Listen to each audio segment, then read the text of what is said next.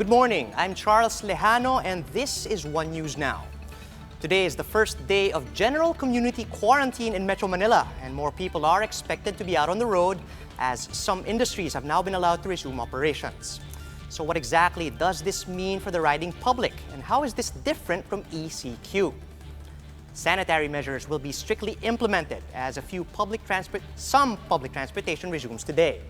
The riding public will be required to wear face masks and cashless or contactless payment schemes will also be implemented. Thermal scanners will be set up in train stations while high-touch surfaces and other facilities in transport terminals will be disinfected. The transport sector resumes the rollout of public transportation in two phases. Phase 1 will cover the period of June 1 to 21 and the implementation of train and bus augmentation systems. Taxis, TNVs, shuttle services, point-to-point buses, and bicycles will also be allowed to operate with limited passenger capacity. Tricycles are also allowed subject to the approval of the LGUs. Meanwhile, under Phase 2, which will run from June 22 to 30, public utility buses, modern PUVs, and UV Express will be allowed to operate, again with limited passenger capacity. To follow health protocols, the 1-meter social distance rule will be strictly enforced in all PUVs and mass transport units. Both the MRT and LRT are now back in operation. Let's check out what the situation is like on the ground with JC Cosico, reporting live from Pasay City. JC, kamusta naman yung linya dyan?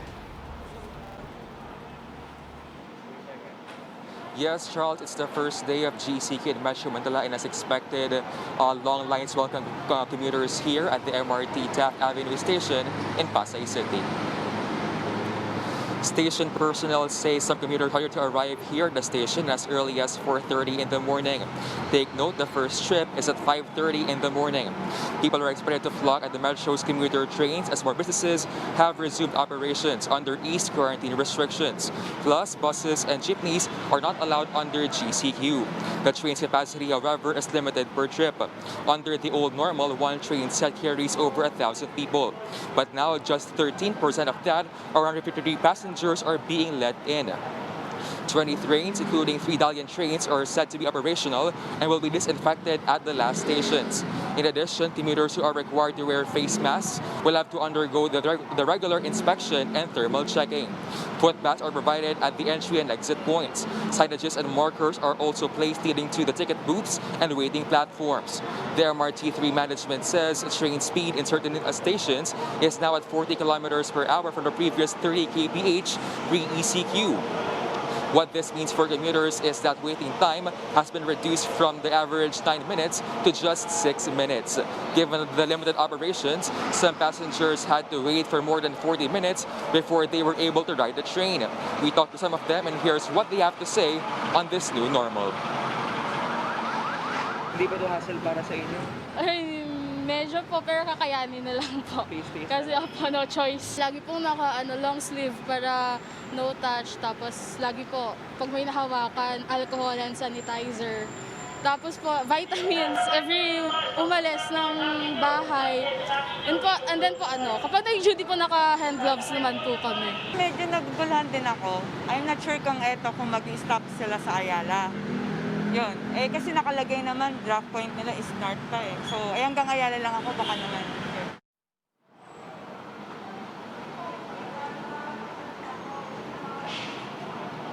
Charles, the MRT3 management has deployed around 90 buses to augment the limited train trips with a flat fare of 25 pesos. Now, these buses have 4 pick-up and drop-off points. These are at the Taft Avenue Station, Ayala Station, Quezon Avenue Station, and North Avenue Station. Charles? Right, JC, I'm just curious, paano yung configuration ng mga tao sa loob ng terminal? Are there physical barriers or kanya-kanyang pwesto lang ba basta malayo sa isa't isa? Charles, sa mismong terminal, may mga nakalagay dito ng mga yellow markers. So doon aapak yung mga pasahero para nga ma-maintain yung physical distancing. Now, pagpasok naman doon sa mismong tren, may mga marka rin doon kung saan pwedeng tumayo yung mga pasahero at yung mga bawal naman nilang upuan ay may mga nakaharang o may mga nakapatong na plastic. Charles. Alright, JC, kamusta naman yung pila dyan? Sa dami ng tao, are they able to maintain physical distancing? Charles, ngayon ay medyo pakonti-konti na lamang yung mga pumipila dito nga sa MRT Taft Avenue sa Pasay City. Pero nga kanina umaga nga ay napakahaba ng pila dito at meron naman mga gwardiya na sinasabihan sila na i-maintain nga yung physical distancing. Charles?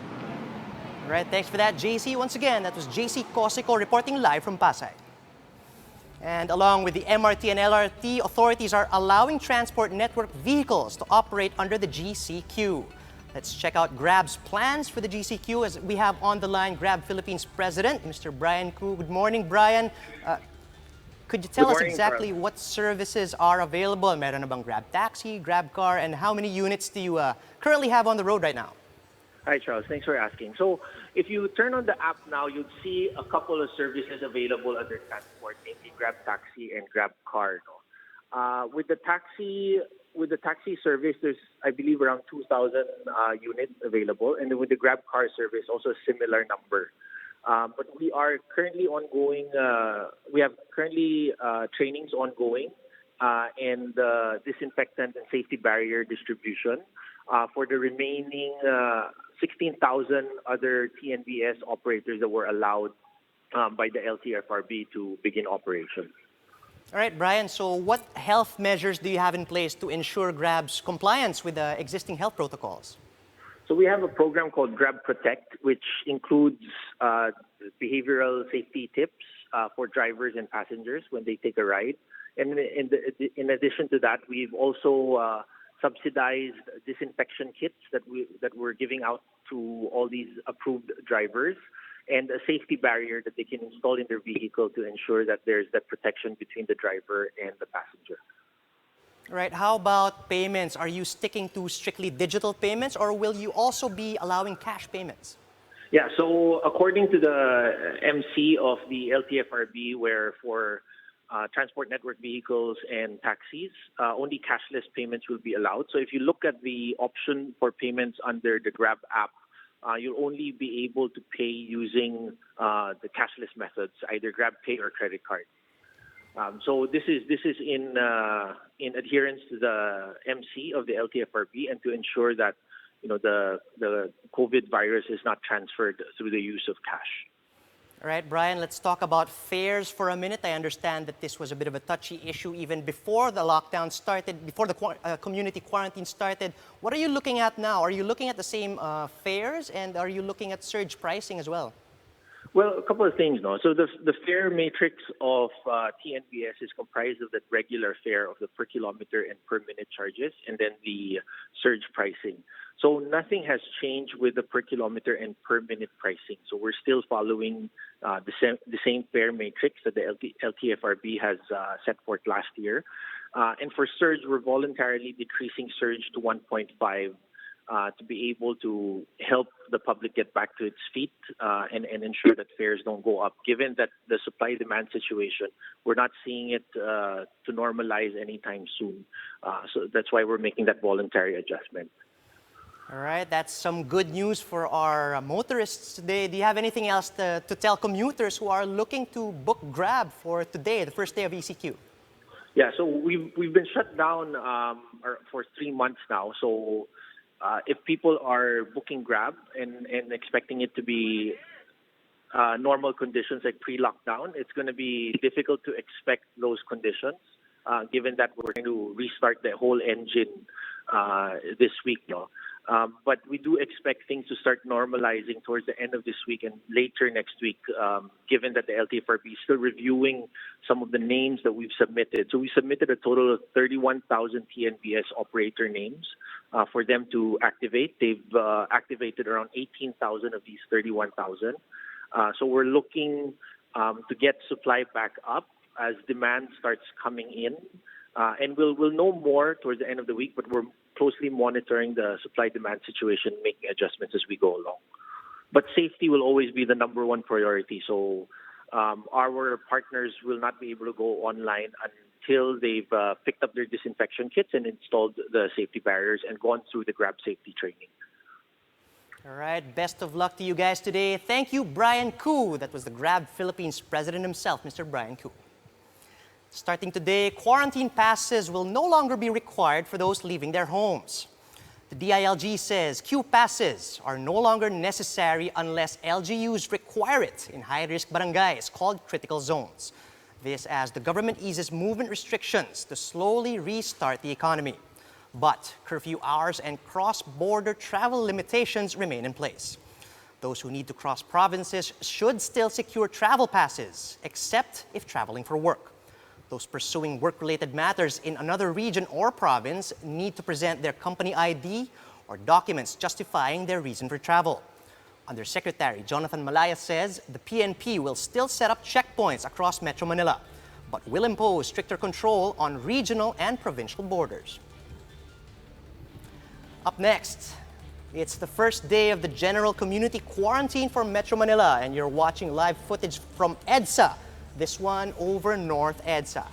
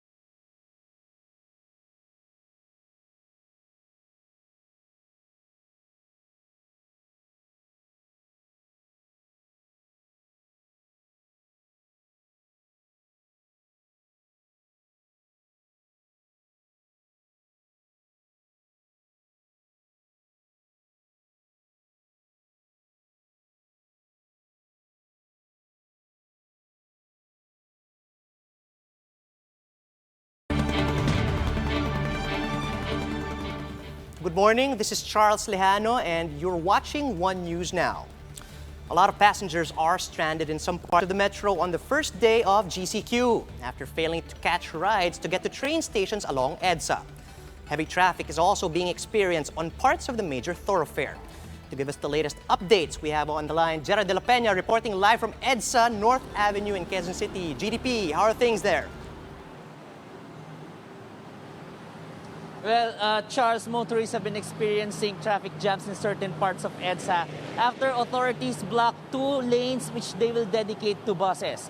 Well, over at on EDSA northbound, vehicles slowed down from Estrella in Guadalupe up to Ortigas, and again from Santolan flyover to Kamuning flyover. On the southbound lane, traffic is moderate to heavy from Quezon Avenue down to Santolan.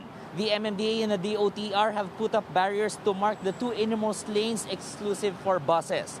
Authorities, however, won't be implementing their plan to use the MRT stations as drop-off and pick-up points for bus passengers just yet. They say they're still tweaking this. Officials said they have so far allocated 33 million pesos to the MMDA for the construction of such stations as well as bike lanes along EDSA. Adding to the traffic jam is the fact that private vehicles try to avoid the yellow lanes or the 2 outermost lanes of EDSA, which were exclusive for buses before the quarantine. The MMDA advises motorists that they may use the yellow lanes except the ones at North Avenue and Quezon Avenue, Ayala Avenue and Taft Avenue.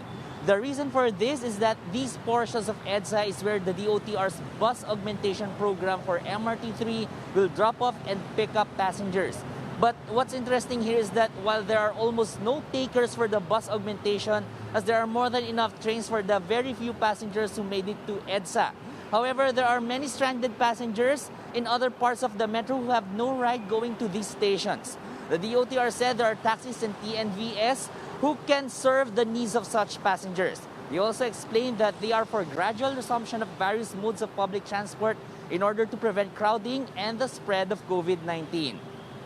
Charles, transport network company Auto is giving free rides to passengers from their homes going to MRT stations as there are not enough public transport that will ferry them from secondary roads going to main roads. Well, the MMDA also said that traffic is likely to be like this for the rest of the day. Charles. All right, Gerard, for the information of private motorists, may coding ba today? Charles, coding is lifted at least for this week as the MMDA has yet to have this published in major broadsheets. So most likely coding will be imposed again next week or the next. Charles. All right, Gerard, you mentioned that not many people are actually making use of the bus augmentation. Libre ba yun? And if not, magkano lang? Well, Charles, itong bus augmentation is not really free. Passengers have to pay a flat rate of 25 pesos per ride. Charles. All right, thanks for that. Once again, that was Gerard de la Peña reporting live from Quezon City. The number of overseas Filipino workers stranded in various parts of the world has swelled to nearly 100,000. This is according to the Labor Department. Citing reports from the Philippine Overseas Labor Offices in 40 foreign posts, the DOLE Command Center in Manila recorded a total of more than 98,000 stranded OFWs as of May 29. These workers are either affected by lockdowns in their respective host countries or those whose work contracts have expired but cannot return to the Philippines due to the absence of flights. According to the DOLE, the majority of the stranded OFWs are in the Middle East, followed by those in Europe and Americas and in Asian countries.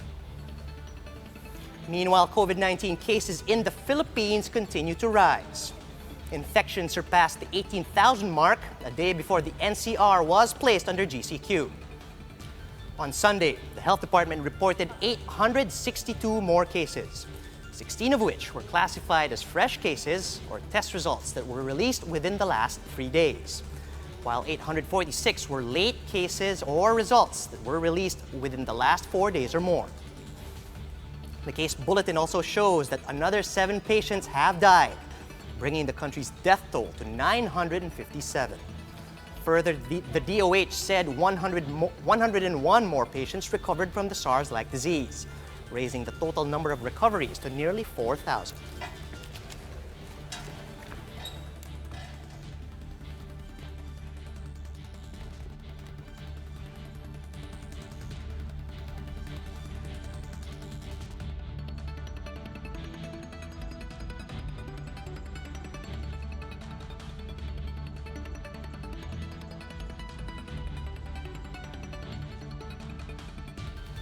All right, let's now take a look at the global situation with this COVID-19 pandemic via this interactive map from Johns Hopkins University.